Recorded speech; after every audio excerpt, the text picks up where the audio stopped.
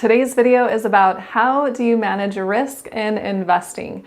This is one of the key skills that if we can get right, we are going to feel a lot more secure in our investments and not have that fear of losing all of our money. I am Tiffany Thomas, your wealth mentor. I achieved financial freedom in my 30s and became a millionaire at 40. I'm here to help you do that even earlier and easier. Let's dive right in.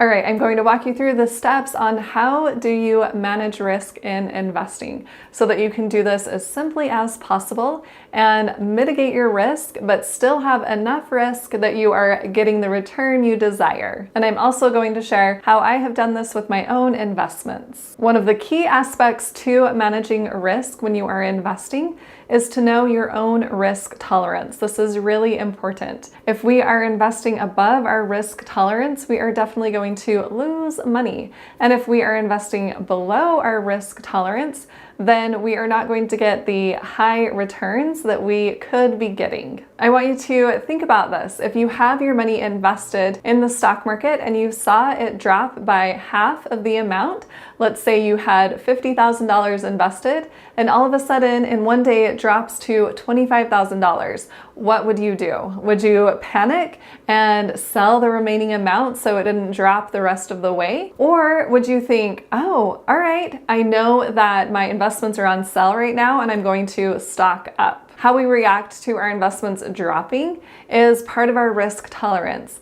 If we aren't able to handle seeing our investments drop, then most likely we're going to get scared and sell our investments and actually lock in those losses. To share an example, I have a friend that I knew from church and she had told me that she had invested in the stock market, but all of her investments started to drop and she got super scared, and so she sold everything. She got rid of all of her investments in the stock market and locked in those losses. And the stock market went back up afterward. So she missed out on all of those gains that she could have had if she would have left her money in her investments. So we don't want that happening to ourselves. We want to educate ourselves and understand what we are investing in so that we aren't afraid to invest in that investment and continue to invest even when we see the price fall. And in talking about this is a reason why it is so important to make sure that you are making good investments,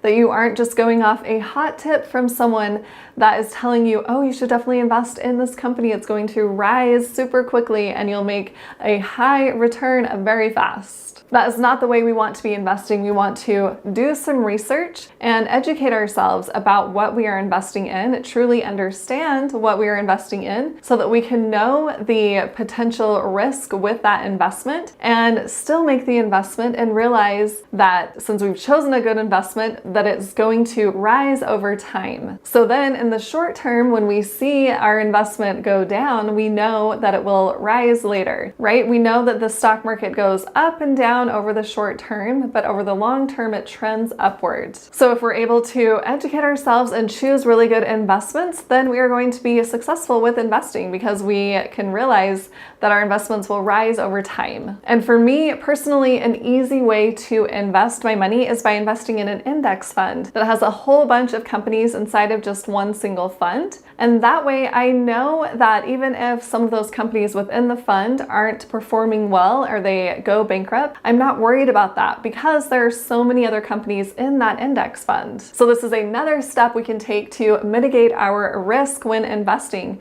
We can diversify our investments.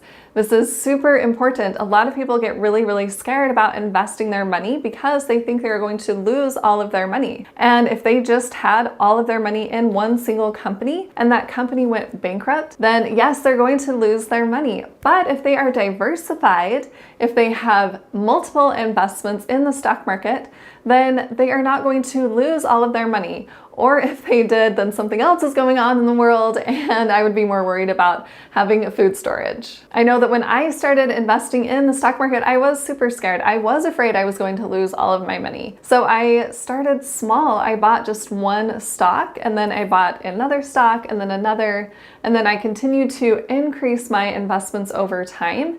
And now I have about 10 different individual stocks, and then I have the index fund that I invest in. If you want to know which one that is, I will leave a link to the video explaining that up here, and you can check it out later on. But that way I am diversified in the stock market. I don't just have all of my money in Tesla or all of it in Amazon, right? I'm not being super risky, but I'm being risky enough because I still want to grow my wealth. And that is another thing that I want to talk about. We want to make sure that we know what we want to be investing in. If we want to invest to grow our wealth or preserve our wealth. If we want to grow our wealth in the stock market, then stocks are a good way to do that. If we want to preserve our wealth, then bonds are a good way to do that. So we can definitely mitigate our risk by investing in different asset classes, right? We can invest in stocks and in bonds. So if stocks all of a sudden drop, then usually bonds are going to stay pretty stable. So if we have exposure to bonds when our stocks have dropped, then we're still going to make some money. But if our stocks rise really quickly, then we are able to make money that way to grow our wealth. And most likely the bonds are not going to be rising quickly as well. And when we are deciding how much to put in stocks versus bonds, we want to take a look at our time horizon. This is another way to manage our risk. If we have a longer time horizon, let's say we are 25 and we are planning on retiring at 65, then we have plenty of time to invest our money. So we would want to focus on a more risky investment. For example, investing in stocks or in an index fund that has stocks inside of it. So that way we are able to grow our wealth over that 40-year period from 25 to 65. We don't want to be just putting our money in bonds because that's not going to grow our wealth as much. And we aren't planning on cashing out that money anytime soon, right? We have years and years until we plan on cashing that out. So we can ride those ups and downs over the long term and have higher returns when we are investing in stocks. And it's important once we choose our investments that we understand what we are investing in and keep our eye on those investments, especially if we are investing in individual stocks, individual companies. We want to make sure that those companies are going to continue to grow over time.